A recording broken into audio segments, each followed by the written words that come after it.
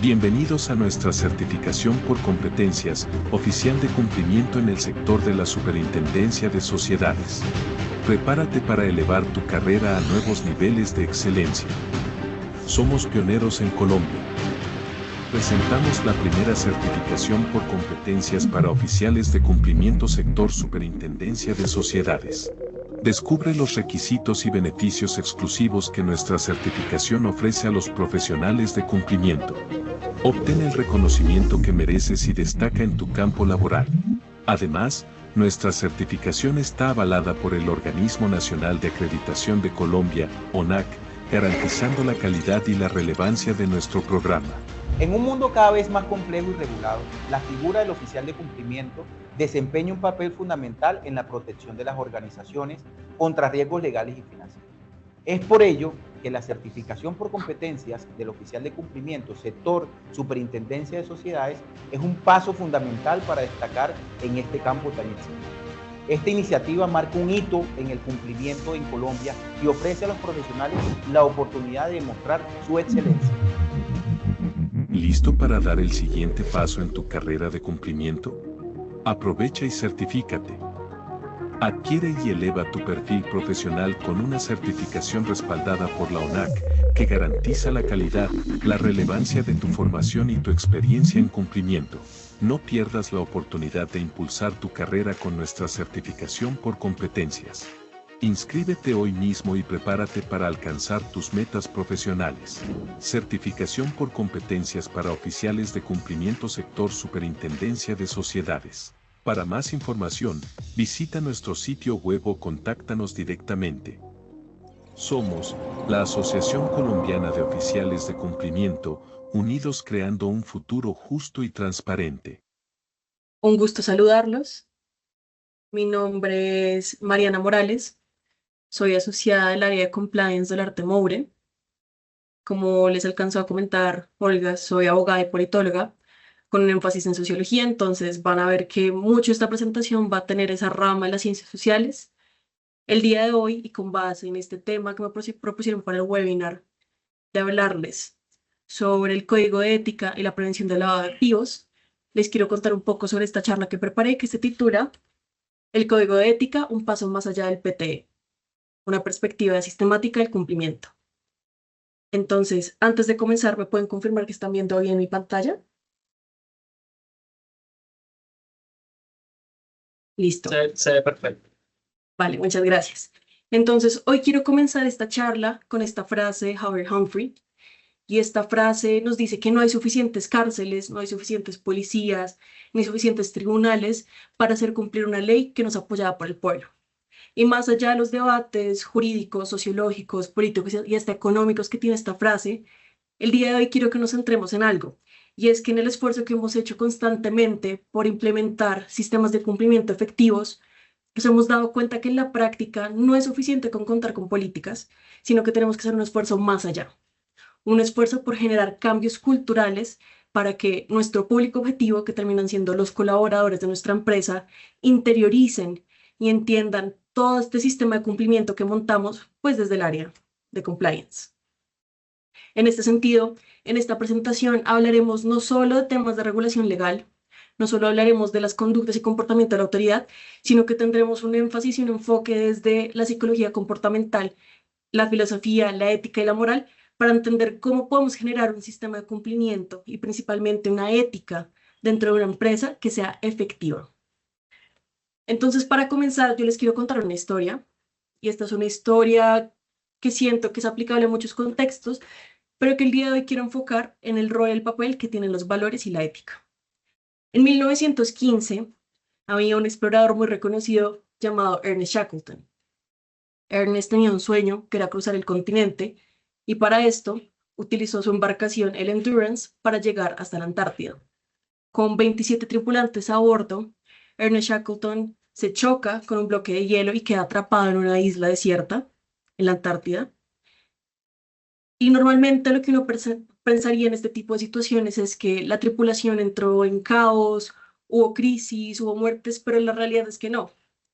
Ernest Shackleton, muy de la mano, con una serie de valores y con la empatía que tenía, logró que su equipo y su tripulación sobreviviera más de un mes en la isla desierta hasta que los rescataran, simplemente utilizando el poder del liderazgo y la ética.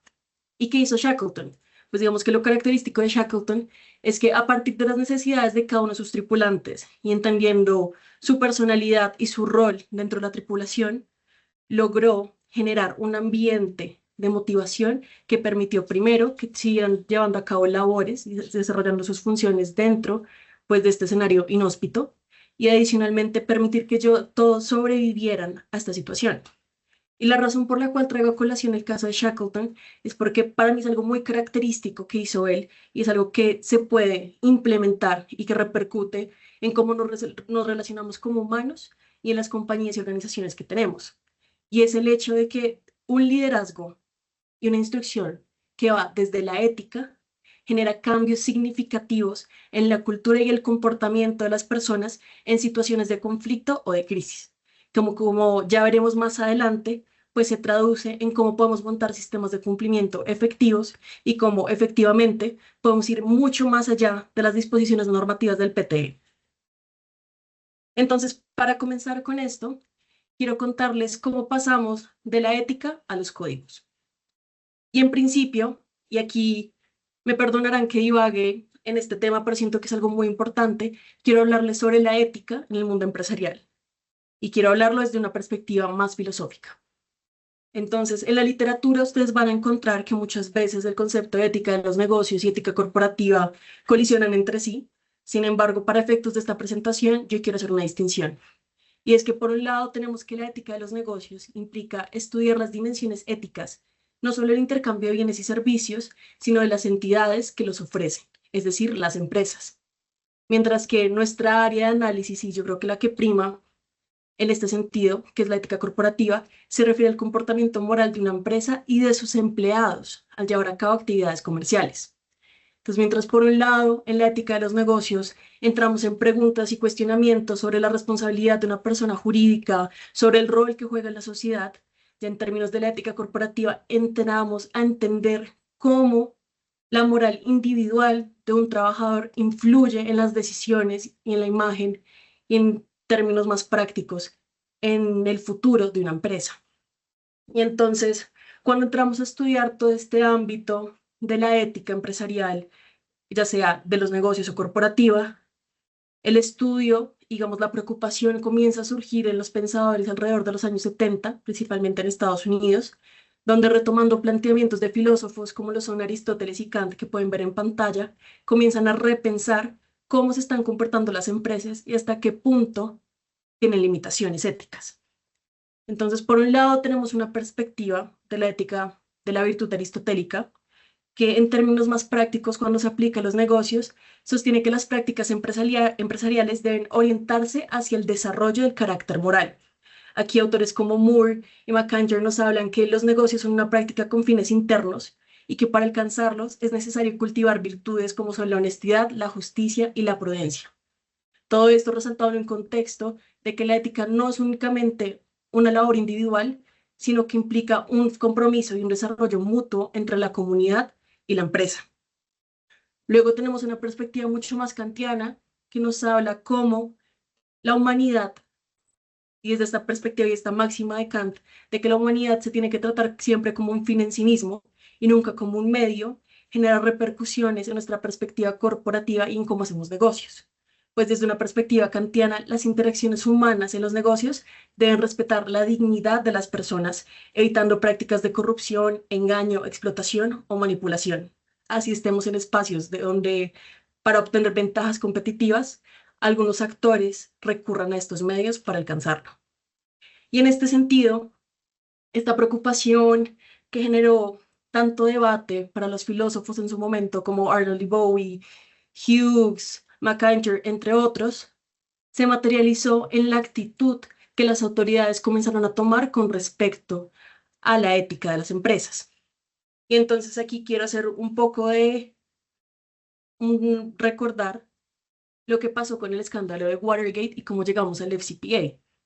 Entonces, pues para contarles, Watergate fue un escándalo político en Estados Unidos en la década de los 70, si no me equivoco, en el 72, que comenzó con el allanamiento ilegal de la sede del Partido Demócrata en el complejo Watergate en Washington.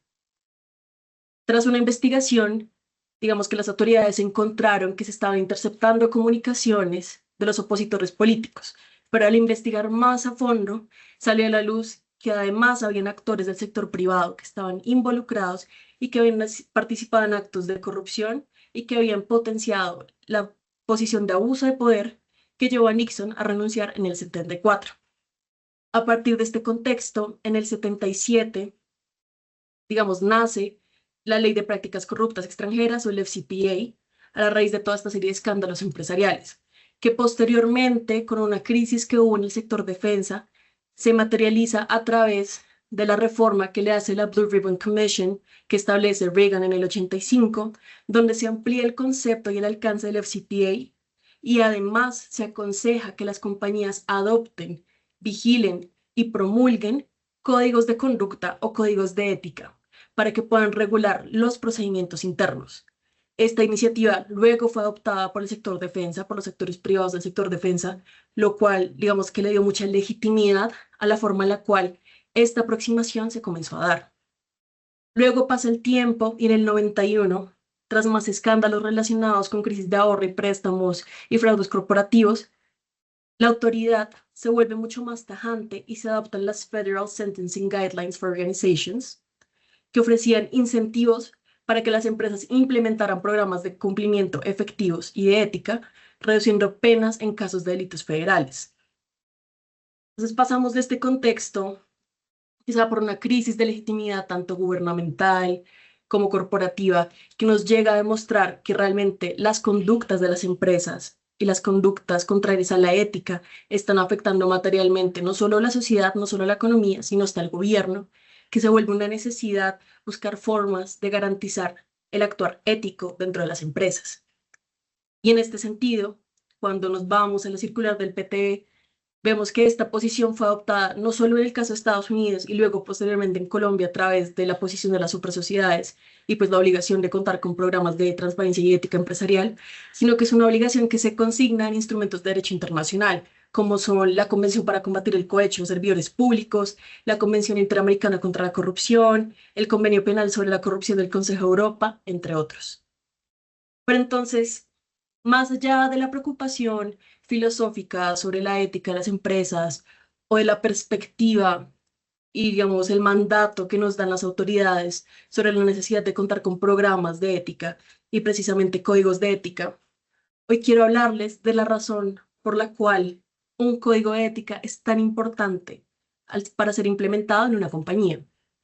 Y es que, como lo dicen Warren, Gaspari y Loeffler en este estudio 2014, la evidencia, digamos, la posición mayoritaria en la doctrina demuestra que los programas orientados a valores son mucho más efectivos que aquellos que están orientados al simple cumplimiento de normas para fomentar un comportamiento ético.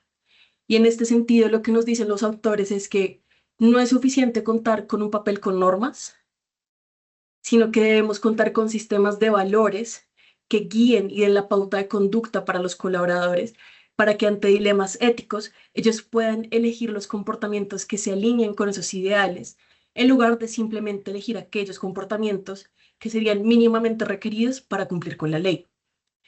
Y en este sentido, la mejor forma de generar cambios culturales, la mejor forma de garantizar la efectividad de un sistema de cumplimiento, va de la mano de entender que lo que importa y lo que genera más efectos en materia psicológica es que los colaboradores logren internalizar los valores asociados a la compañía que las normas como tal.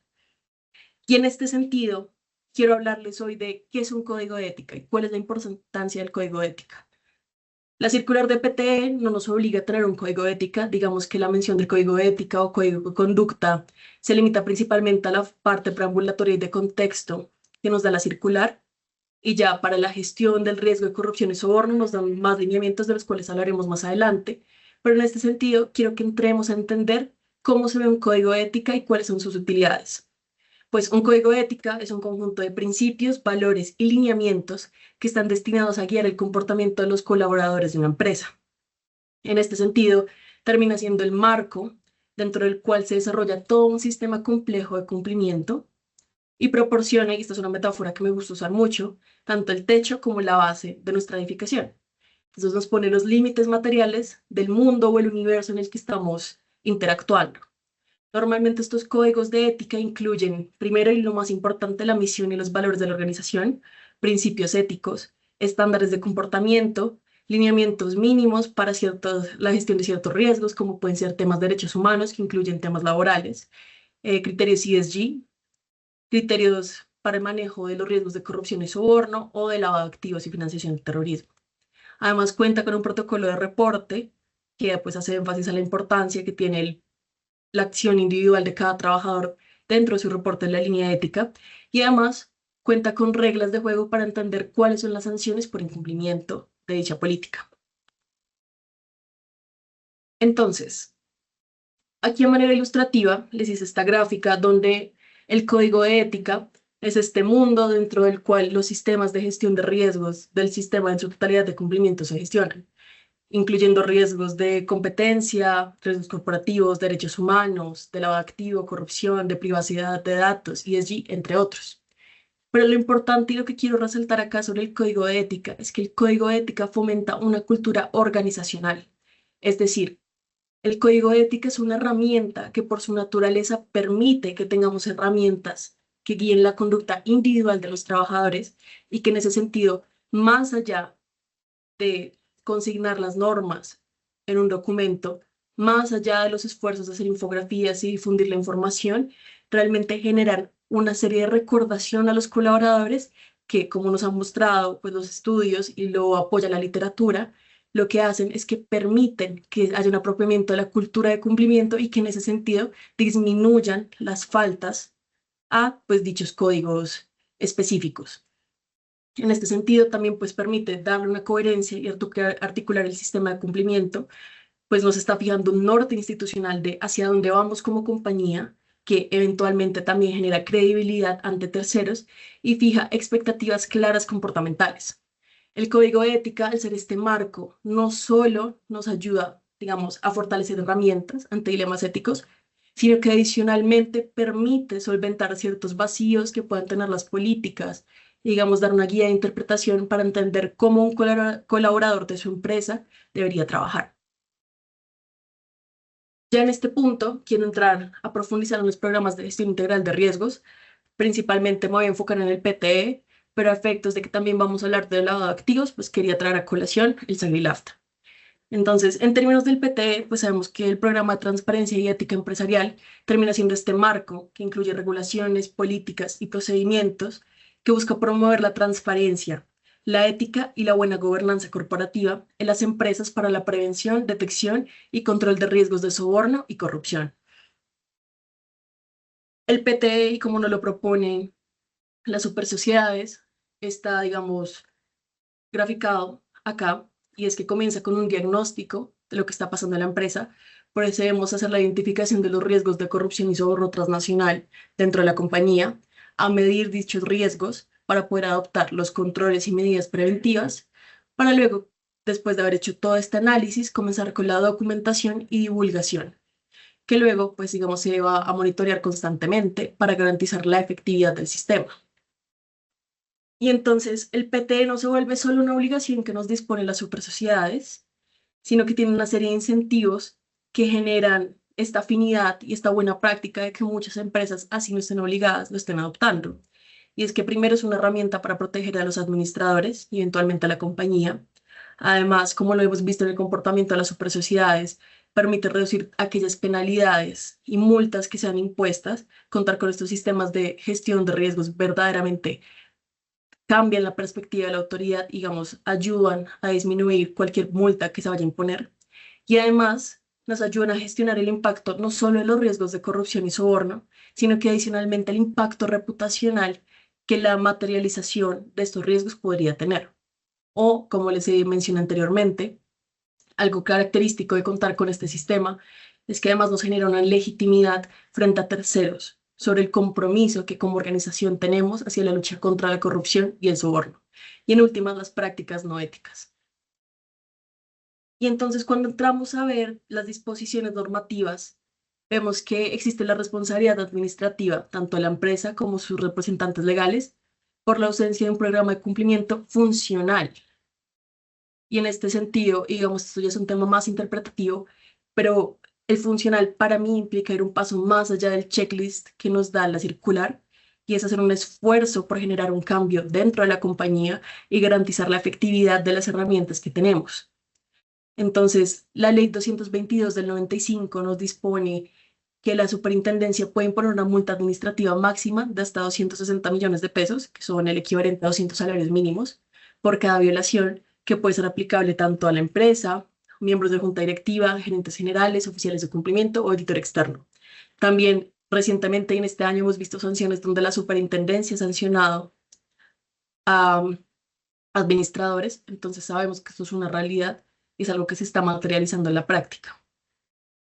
Y en este sentido, dentro de todo el sistema de PTE y más allá de, como les dije, el checklist que nos provee la circular, el esfuerzo y el reto más grande que veo en este momento, o uno de los más grandes, para la gestión del riesgo de corrupción y soborno, tiene mucho que ver con entender cómo el PTE se está quedando corto y cómo por ese error de quedarnos en el compliance normativo, en cumplir con los requisitos, en llenar ese checklist, no estamos yendo más allá. Entonces, en mi experiencia como in-house, uno de los puntos de dolor más grandes era que la gente muchas veces no entendía la función de cumplimiento o lo veía como algo que capacitaba una vez al año por obligación o muchas veces es algo que solo estaba ralentizando los procesos. Y en este sentido, y si quiero traer a colación otra vez este tema del código de conducta, de ética, perdón, y cómo este código de ética nos permite ver el todo como un sistema. Entonces, como les quería compartir anteriormente, el compliance no es solo cumplir con las reglas, es ir más allá. Y en este sentido, el compliance se vuelve un sistema de valores. ¿Qué quiero decir con esto? Que dentro del mundo complejo que tenemos para la gestión de los diferentes riesgos a los que hoy nos enfrentamos como empresas, tenemos un montón de herramientas que debemos implementar para lograr que todo este universo tenga sentido. Y el universo solo tiene sentido cuando nuestros colaboradores actúan de forma ética. Entonces, ya vimos que no es suficiente contar con reglas. Las reglas pueden estar en papel. En la auditoría nos va a salir el check de que lo tenemos bien. Pero si queremos ir más allá, no es suficiente. Porque el punto de valor más grande para nosotros como cumplimiento es que las personas no entienden la razón de ser o la importancia que tiene esto más allá de la norma. Y por eso mismo es importante, primero, contar con un código de ética que fije estándares de comportamiento, que fije principios y valores que guíen la conducta individual de los colaboradores para que así podamos, como compañía, pues generar una adecuada y efectiva, que creo que es la palabra más importante, efectiva gestión de riesgos. Porque muchas veces, y pues la regla general es, los oficiales de cumplimiento no somos la primera línea de defensa.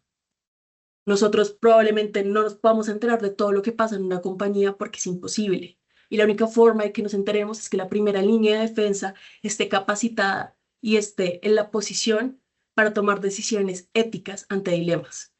Y esto solo se logra cuando articulamos nuestro sistema de gestión de riesgos con un código de ética. Y en este sentido, quiero volver a retomar esta idea, el PTE se queda corto, porque el PTE sí nos está dando las pautas y lineamientos sobre cómo deberíamos comenzar a gestionar los riesgos de corrupción y soborno transnacional, efectivamente, pero es que únicamente cumplir con los requisitos del PTE, únicamente capacitar una vez al año no es suficiente, porque eso no va a generar cambios sustanciales en la cultura de nuestros colaboradores y mucho menos les va a dar las herramientas específicas para que ellos se puedan enfrentar a los riesgos a los que están expuestos a diario. Y en este sentido, esta perspectiva sistémica genera una serie de beneficios a la hora de la implementación. Primero, y como ya lo hablé, nos genera el fortalecimiento de la cultura organizacional, pues un código de ética sólido promueve una cultura de integridad que facilita la identificación y mitigación de riesgos asociados con lavado de activos y pues específicamente para el PTE con corrupción y soborno. Además, nos permite que haya una interiorización de las políticas. Esta gestión de riesgos, ya lo vimos desde una aproximación normativa, no es suficiente. Y esta comienza a generar efectividad una vez es impulsada desde los valores. Y además, esto implica la necesidad de una mejora de confianza, porque cuando vemos todo esto como un sistema y le damos las herramientas a nuestros colaboradores y contrapartes para entender que esto va desde una noción ética, se asegura que los clientes, autoridades y otras partes interesadas operen con principios éticos y además perciban a la compañía como un actor ético. En este sentido, el código de ética tiene una función fundamental porque además de ser un documento mucho más claro, directo y con expectativas mucho más aterrizables para los colaboradores, es un documento de fácil divulgación para todas nuestras contrapartes. Y en este sentido, termina siendo este insumo que mejora tanto la confianza de nuestras contrapartes como la confianza interna de la organización. Entonces, ¿cómo aterrizamos esto? O sea, yo sé que les he venido hablando sobre la ética, sobre cómo llegamos a la perspectiva de las autoridades, sobre la importancia del código y entre todos, pero ¿cómo aterrizamos esto? ¿Cómo pasamos del papel a la práctica? ¿Y cómo generamos esos cambios culturales? Primero, requerimos de un sistema de cumplimiento claro. Esto implica ver el sistema de cumplimiento, valga la redundancia, como un sistema, como un mundo interrelacionado. Muchas veces me gusta utilizar la metáfora del cuerpo humano. Tenemos primero un código de ética que vendría a ser el cerebro, que guía nuestro comportamiento, y por ejemplo, un PT que termina siendo el corazón, que nos da ese impulso para actuar de manera ética. Entonces es muy importante que dentro de su compañía el sistema de cumplimiento esté completamente articulado y sea coherente entre sí. Nuevamente, esta articulación se facilita cuando contamos con un código de ética que nos guíe cómo actuar ante vacíos y que nos fije las líneas y pautas de la cultura organizacional que queremos tener en nuestra compañía. Segundo, y esto creo que es algo muy clave, yo acá le digo estudios de mercado, pero realmente lo que quiero referirme acá es básicamente un monitoreo, y es que esto es algo que saco de unos expertos que se llaman Caitlin Halbrand, Nitish Upadhyaya y Scott Young, que trabajan para el Ropes and Gray Insights Lab, que es básicamente un área de una firma dedicada exclusivamente a proporcionar soluciones para gobierno corporativo y manejo de riesgos para actores en situaciones complejas. Ellos usan ciencia de datos, usan herramientas legales, psicológicas y sociológicas para proveer herramientas que verdaderamente ayuden a aterrizar un sistema de cumplimiento y lo vuelvan efectivo. En este sentido, ellos nos traen a colación una metodología que se llama las 4 Is. Nos habla de ideas, instituciones, interacciones e individuos, que básicamente implica que nosotros desde cumplimiento nos tomemos el tiempo de medir, analizar y escuchar a todos estos niveles para poder desarrollar un entendimiento de la cultura organizacional de nuestra empresa. Y es que creo que el mayor error que se comete desde cumplimiento es asumir que nuestro público ya sabe de cumplimiento, o peor aún, asumir que ya están familiarizados y ya aceptan el esfuerzo de cumplimiento, porque muchas veces esta no es la realidad. Y muchas veces estamos sacando productos entregables y políticas que no satisfacen las necesidades de nuestro cliente interno, que terminan siendo nuestros propios colaboradores. En este sentido, algo clave es, antes de entrar a mirar cómo podemos mejorar la efectividad de nuestros controles, cómo podemos mitigar riesgos, qué le falta a nuestro programa, es muy importante que nos sentemos a escuchar y a entender las ideas de las personas, las instituciones que están teniendo interacción con nuestra compañía, las interacciones per se y los individuos que hacen parte, porque solo con esta información es que podemos generar programas efectivos y eficientes. Segundo, y esto es un punto al que yo no me canso de hacerle énfasis, y es el tema de las capacitaciones y divulgaciones. Por disposición de las supersociedades tenemos que capacitar una vez al año. Sin embargo, en mi experiencia, capacitar una vez al año es una estrategia que se queda corta para generar una cultura de cumplimiento, para dar herramientas a los colaboradores y en últimas, para generar, digamos, una disminución efectiva de los riesgos. Y en este sentido, algo que quiero hacer mucho énfasis es que teniendo en cuenta cuando hacemos estos estudios de mercado, y teniendo en cuenta nuestro público objetivo, es muy importante que nos sentemos a pensar estrategias de capacitación y divulgación que sean propias a nuestro público. Muchas veces una charla de 400 personas en Zoom o una infografía o un video se quedan cortas para darles las herramientas a las personas para que puedan enfrentarse a dilemas éticos. Y en este sentido, hay un montón de estrategias que ustedes desde cumplimiento pueden implementar y que no necesariamente implican recursos financieros para generar cambios estructurales en la compañía.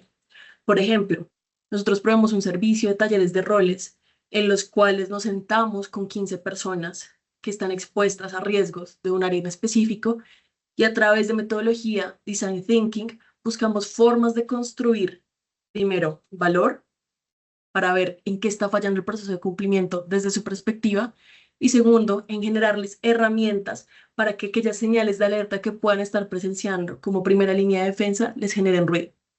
Además, y algo muy clave y fundamental para que un sistema de cumplimiento sea efectivo y pueda tener una ejecución real, que haya confianza entre cumplimiento y los empleados. Sin esa parte, es imposible generar un sistema efectivo. Y entonces, en este sentido, aquí pasamos al cuarto punto, porque la confianza se genera desde la cima. Y entonces ustedes van a encontrar este concepto del tono desde la cima o tone from the top, que nos habla sobre el rol fundamental que tienen los líderes de procesos y los líderes de organizaciones en la efectividad de un programa de cumplimiento. Porque desde el ejemplo es que la gente aprende. Y en este sentido, y no es casualidad que las supersociedades nos pidan que junta directiva y alta gerencia estén comprometidos con la gestión de riesgos, que proveen los recursos necesarios, porque evidentemente para que esto funcione y para que una organización logre generar un programa efectivo de cumplimiento, requiere el compromiso desde la punta de la pirámide hasta la base. Y por eso un esfuerzo adicional que tenemos que hacer como cumplimiento es garantizar que ese compromiso que viene desde la cima sea, primero, evidente y segundo, que verdaderamente genere ejemplo para todos nuestros colaboradores. Finalmente, y creo que un punto clave es el tema de la simplificación de procesos. Aquí es muy importante que sepan que muchas veces el ser humano, y esto de psicología comportamental, es reticente a aceptar los procesos que le generan duda, incertidumbre, vacíos o que se le dificultan. Entonces, esto también de pronto alguna vez habrán escuchado, eso de que para generar un hábito uno tiene que hacerlo lo más fácil posible dentro de 5 días, pues esto aplica también para los procesos. Un proceso que genere algún tipo de obstáculo inconscientemente va a ser rechazado por la persona que lo vaya a implementar. Y en ese sentido, dentro de nuestros procesos internos de cumplimiento y sobre todo aquellos que involucren divulgación y comunicación, es clave que nos involucremos y nos sentemos a mirar cómo están los procesos, cómo los podemos hacer más fáciles, cómo podemos garantizar que la gente los entienda. Porque, y nuevamente, uno de los mensajes clave que les quiero dejar hoy, no es suficiente contar con 20 políticas de 10 páginas cada una. No es suficiente y no es fácil para los colaboradores y no es una realidad que los colaboradores tengan la facilidad conceptual, temporal o laboral para revisarlas. Y por eso nuestro esfuerzo de cumplimiento va más allá. Ahora bien, ya entrando al tema del lavado de activos, quiero contarles cómo el código de ética se puede materializar en la lucha contra el lavado de activos. Ya pasamos un brochazo sobre la importancia del código de ética y que efectivamente es un paso más allá del PTE para garantizarnos una efectividad de un sistema de cumplimiento, pero cómo esto se puede ver en la mitigación de otros riesgos. Primero, el código de ética, como cualquier política, también es una herramienta preventiva. Contar con una cultura organizacional permite que haya una reducción en el riesgo al involucrarse en actividades ilícitas, como es el caso del lavado de activos. Además, por el propio elemento volitivo que contiene el código de ética, este genera un compromiso con el cumplimiento legal. Este compromiso inconsciente, que como hablamos anteriormente, implica entender cómo actuaría alguien en mi posición dentro de esta compañía y cuáles son las expectativas de conducta que tienen sobre mis pasos a seguir, que me permite ir más allá de las políticas y en caso de que no tenga forma de acceder o comprenderlas, tener las herramientas necesarias para saber que estoy frente a un dilema ético y que puedo levantar la mano y avisarle a mi oficial de cumplimiento. Además, contar con estos principios éticos permiten que que los empleados puedan identificar señales de alerta, que puedan detectar esos comportamientos de riesgo que generan dilemas éticos, ese peligro, porque muchas veces en nuestro manual SagriLab podemos tener 20 señales de alerta, que son enunciativas y no taxativas, pero el problema es cómo un colaborador que obtuvo una capacitación de SagriLab en el año va a entender cuál es una señal de alerta que se salga de lo que está escrito. Y es para esos casos donde verdaderamente los códigos de ética, los principios y los valores son los que nos guían a entender cómo podemos actuar y cómo debemos reaccionar ante ciertas situaciones, que eventualmente es algo que se vuelve una habilidad y es encontrar esas señales de alerta. Entonces, lo importante acá es que, en últimas, estos valores son los que nos generan ese cuero para poder entender qué es una señal de alerta, qué de pronto no está bien, en qué momento me estoy enfrentando a un dilema ético y qué ruta de acción debo tomar. Entonces, muchas veces en las organizaciones tenemos casos en los que los empleados se enfrentan a señales de alerta, a conflictos de interés o se enfrentan a algún dilema ético en particular y en vez de levantar la mano y pedir ayuda, preguntarle al líder, al superior o al oficial de cumplimiento, toman la decisión de manera autónoma y eso se materializa en un riesgo. Y es que cuando tenemos códigos de ética, cuando tenemos principios y valores claros, la probabilidad de que esto pase disminuye, porque ya tenemos un estándar de comportamiento que nos permite ir más allá como colaboradores. Adicionalmente, pues esto permite el mantenimiento de una cultura organizacional ética que pues termina fomentando un ambiente donde toda acción, señal de alerta, operación inusual o sospechosa es mal vista o conducta antiética es mal vista. Y en este sentido se genera un ambiente que propicia la denuncia, un ambiente donde las personas se sienten cómodas y en el deber de utilizar los canales de denuncia. Y por último, digamos, estos códigos de ética generan ese sentimiento inconsciente de una responsabilidad compartida en la prevención del lavado de activos. Entonces, nuevamente, y antes de pasar al espacio de preguntas, quisiera dejarles 3 mensajes fundamentales sobre esta presentación. Primero, las normas y los códigos que estamos poniendo no son suficientes para garantizar la efectividad de los sistemas de gestión de riesgos. Segundo, el código de ética es esa herramienta de carácter volitivo que nos permite ir más allá y que nos permite que nuestros colaboradores se apropien de todas estas disposiciones y pautas de conducta que les damos desde el cumplimiento. Y tercero, y creería que el más importante, el compromiso para la lucha contra la corrupción, el soborno, el lavado de activos y la financiación del terrorismo y todos los riesgos asociados a estos programas se debe complementar con un esfuerzo consciente de conocer a nuestro público objetivo y de proporcionarles las herramientas necesarias para que ellos puedan enfrentarse a dilemas éticos.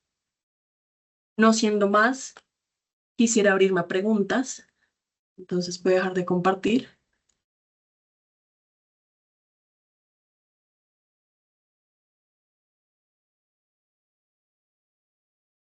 Muchísimas gracias, Mariana. ¿Me escuchan ahí claramente? Sí, ahí te escuchamos. Gracias.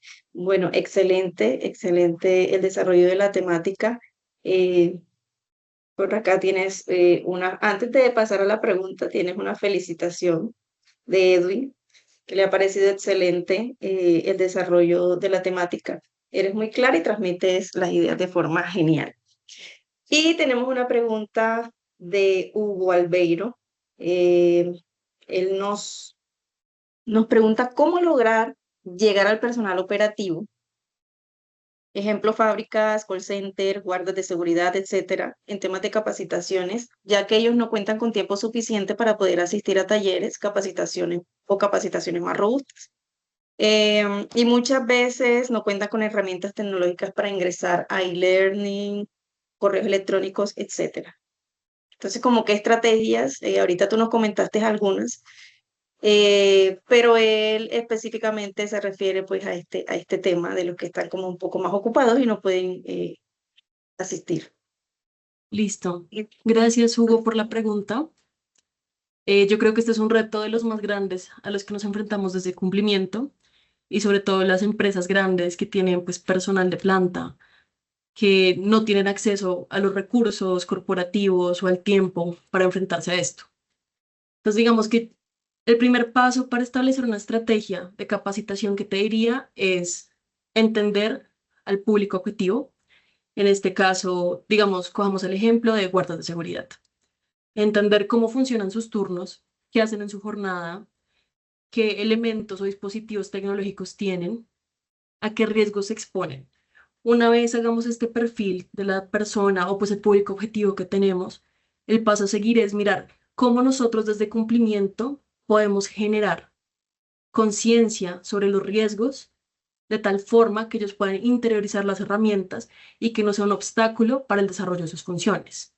Entonces, por darte ejemplos de cómo se podría hacer esto, me imagino uno, contar de pronto con una plataforma permanente donde tengamos videos de no más de 3 minutos que expliquen los riesgos y una casilla de preguntas para que nos manden cualquier duda que tengan, una que sea de fácil acceso, a la que puedan entrar con su celular. Lo más común es que el personal tenga celular propio o que haya una tablet o un dispositivo dentro de las instalaciones en el que puedan ver esto, y ampliar la posibilidad de tiempo para revisar esto, pues también implica que ellos van a tener más facilidad para hacerlo porque va a estar a disposición de su desarrollo personal. Para esto hay un montón de plataformas de e-learning como es Cornerstone, donde podemos montar estas cosas. Podemos tener estrategias presenciales, también podemos ir, mirar los turnos y buscar la forma de que según los turnos que tengan podamos llegarle y capacitar a la mayor cantidad de gente posible.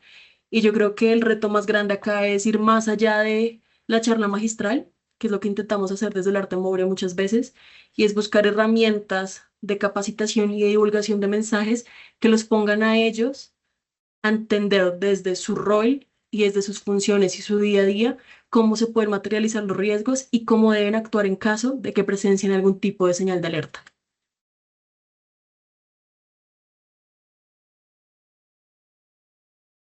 Gracias, Mariana. Creo que fue muy clara la respuesta y pues la forma de hacerlo eh, también implica un compromiso, ¿no? De parte del oficial de cumplimiento. Más allá que de pronto de cumplir con ese ítem o de tener ese documento, es llevarlo más allá, así como decías ahorita, es ir más allá para lograr esa cultura y esa ética en la compañía. Bueno, creo que por acá no tenemos más preguntas. La presentación fue excelente, súper clara. Muchas gracias. Por acá te agradecen en los comentarios. Y bueno, Mariana, agradecidos, la asociación agradecida contigo por haber tenido este espacio con nosotros, por habernos compartido desde tu experiencia eh, todo este tema referente al código de ética quedó súper claro. Te agradecemos. Para todos nuestros afiliados, la charla quedará en nuestro canal de YouTube. Muy interesante el tema, muchas gracias. Por acá te dicen. Bueno, y quiero aprovechar antes de terminar estos minutos para recordarles a todos los afiliados que por nuestras redes sociales y por nuestro grupo de WhatsApp tenemos ya abiertas o ya hemos pasado la información de que están abiertas las votaciones para escoger, para votar el Día del Oficial de Cumplimiento en Colombia. Entonces, esperamos que todos puedan participar. Todavía no se ha cerrado la votación, está desde el 18 de noviembre hasta el 29. Quisiéramos que todos los 1000 y más afiliados que tenemos en nuestra asociación de oficiales de cumplimiento puedan participar y entre todos podamos pues escoger el día del oficial de cumplimiento. No siendo más entonces, feliz tarde para todos. Mariana, muchísimas gracias. Esperamos que en otra oportunidad nos puedas acompañar y tengan todos muy buenas tardes. Gracias. Gracias a ustedes y feliz día.